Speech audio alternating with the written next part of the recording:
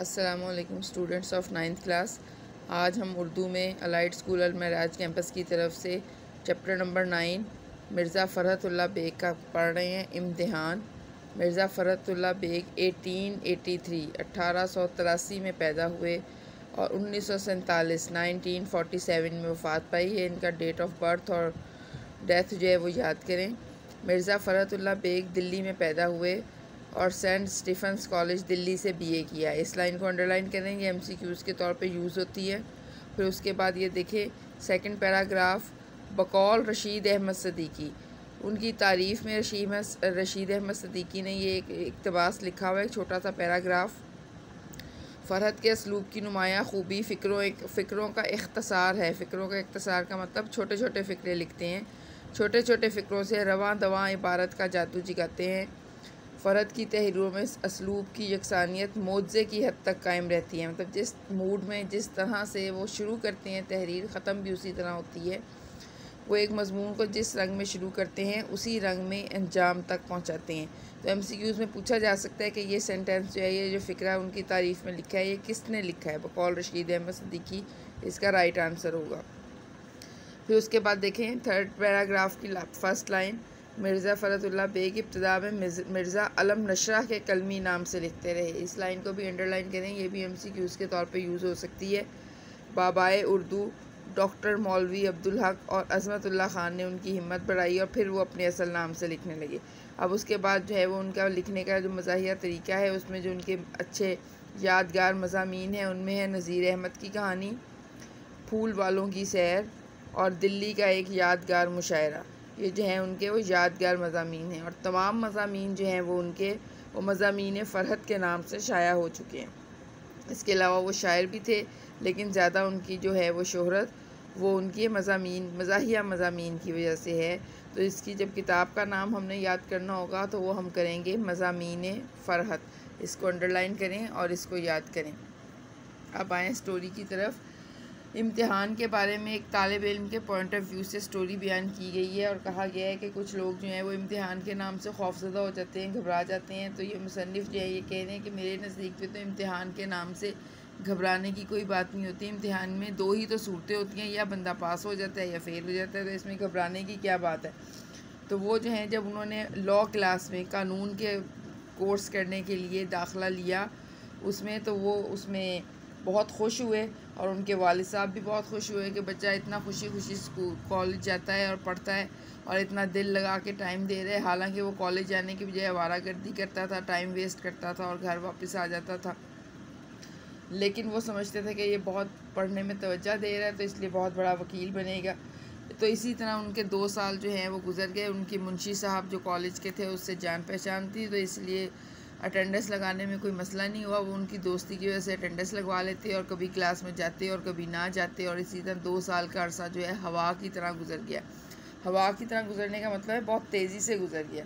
और जब law class का सदाकतनामा मिला, सदाकतनामा का मतलब है एडमिट कार्ड या रोल नंबर स्लिप, आप समझ लें कि मतलब पता चल गया कि अब इस तारीख से पेपर स्टार्ट हो रहे हैं, तो उनको बहुत फ़िक्र हुई। वालिद साहब जो हैं वो उनके पीछे हो गए कि बेटा अब बहुत पढ़ लिया है, अब घर बैठ के अपनी तैयारी शुरू करो कि अपनी तैयारी किस तरह करोगे, कि किस किस तरह जो है वो अपनी तैयारी करनी है तुमने, कौन सा मजमून कौन सा टॉपिक वीक है। स्कूल कॉलेज में तो सब कुछ पढ़ ही लिया। तो जनाब उसने कहा कि मैं इस तरह नहीं पढ़ सकता, जब तक मुझे कोई अकेला कमरा खाली कमरा नहीं मिलेगा तो मैं नहीं पढ़ सकता। तो उन्होंने क्या किया, उनकी अम्मी जो थी बड़ी भी माँ ने अपने सोने का कमरा, अपना बेडरूम जो है वो खाली कर दिया कि चलो बच्चे के पढ़ने के लिए ज़रूरी है, कोई फ़र्क नहीं पड़ता। तो उन्होंने किया कि दरवाज़ों के ऊपर शीशे के जो लगे हुए थे उसके ऊपर कागज़ चिपका दिए ताकि अंदर नज़र ना आए। और फिर उसका क्या हुआ कि रात को वो सो जाते 7 बजे ही जाके और सुबह 9 बजे उठते, और अगर रास्ते में कोई दरमियान में आवाज़ दे देता तो अगर आँख खुल जाती तो उसको जवाब दे देते, और अगर आँख ना खुलती तो फिर कहते कि कोई ज़रूरत नहीं है मुझे बुलाने की, मैं जब जवाब देता हूँ तो मेरी पढ़ने का टेम्पो ख़राब हो जाता है, मेरी तवज्जो ख़राब हो जाती है, तो इसलिए पढ़ते हुए मैं आवाज़ का जवाब नहीं दूँगा। सब बहुत खुश है कि बच्चा इतनी अच्छी मेहनत कर रहा है, इतनी अच्छी तरह पढ़ रहा है। लेकिन वो अक्सर लोग तो माँ बाप तो ये भी कहने लग जाते हैं कि बेटा इतना ज़्यादा ना पढ़ा करो, इतना पढ़ोगे तो सेहत ख़राब हो जाएगी। तो कह रहे हैं कि मैं अपनी मेहनत का ऐसा नक्शा खींचता कि मेरे माँ बाप खुश हो जाते कि बच्चे को कितना एहसास है अपने फ्यूचर का। फिर जब इम्तिहान शुरू हुए तो कह रहे हैं मुझे 2 तरीक़ों से मदद की ज़रूरत उम्मीद थी, एक इमदाद गैबी और एक पर्चों की उलट फेर।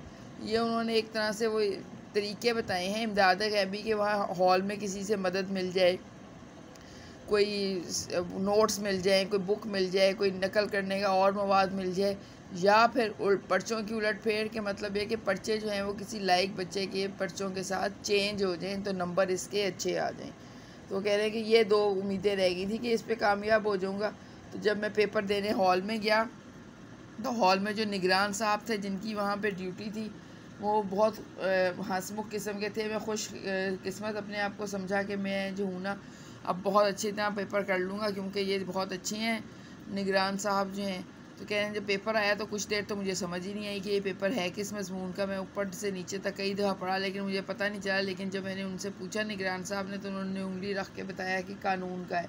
तो कह रहे हैं कानून तो किसी का भी हो सकता है, हर एक बंदा कानून बनाता है, दूसरा तोड़ देता है, किसी का नया कानून आ जाता है। तो इसमें तो कोई मुश्किल बात ही नहीं है, हर बंदे का अपना कानून होता है।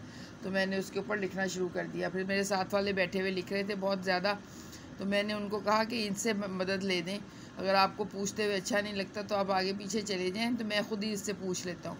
लेकिन वो कहाँ हिलने वाले थे, वो वहीं कुतब हो गए, मतलब वहीं जम कर खड़े हो गए, वो वहाँ से नहीं हिले। तो मतलब उस बच्चे की इमदाद गैबी वाला जो प्रोग्राम था वो तो ख़राब हो गया, पेपर उसका अच्छा नहीं हुआ।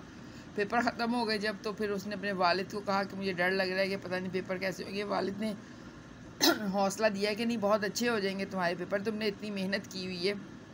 लेकिन वो बहुत परेशान था। उसने कह सुन के सिफारिश के लिए किसी मुम्तहिन के पास लेकर गए और उनको कहा कि मेरे बेटे ने पेपर दिया तो आप जो है उसकी सिफारिश करते हैं, वो पास हो जाए, कोशिश करते हैं। तो उन्होंने बहुत इंसल्ट की उसकी अब्बू की और कहा कि पेपर आपका बेटा दे रहे और कोशिश मैं करूँ, ये क्या बात हुई। इसी तरह जब रिज़ल्ट आया तो बच्चा जो है वो बुरी तरह फ़ेल हो गया और वो उसके बाप ने कहा कि कोई बात नहीं बेटा, ईमानदारी का वो कोई नहीं छुपा सकता, इस दफ़ा तुम्हारी मेहनत जो है वो पर्चों का उलट फेर हो गया, किसी और ने तुम्हारे पर्चे बदल दिए हैं, वरना तो हो ही नहीं सकता था कि तुम इतनी देर लिखते रहो और तुम्हारे नंबर ना आए। कोई बात नहीं, हौसला करो, अगली दफ़ा जब पेपर होंगे तो तब तुम यकीनी तौर पे पास हो जाओगे। तो वो कह रहे हैं कि मैं खुश था, मुझे इससे ज़्यादा और क्या चाहिए था कि फिर 2 साल जो हैं पढ़ने से छुट्टी मिल गई, घूमेंगे फिरेंगे और वालिदैन समझेंगे कि जो है मैं पढ़ रहा हूँ। तो इस तरह वो कह रहा है कि मुझे चलो फिर 1 साल की फ़ुर्सत मिल गई और जो है उसने पढ़ाई जो है अपनी फिर वैसे ही इंजॉय करने के लिए, वक्त गुजारने के लिए शुरू कर दी।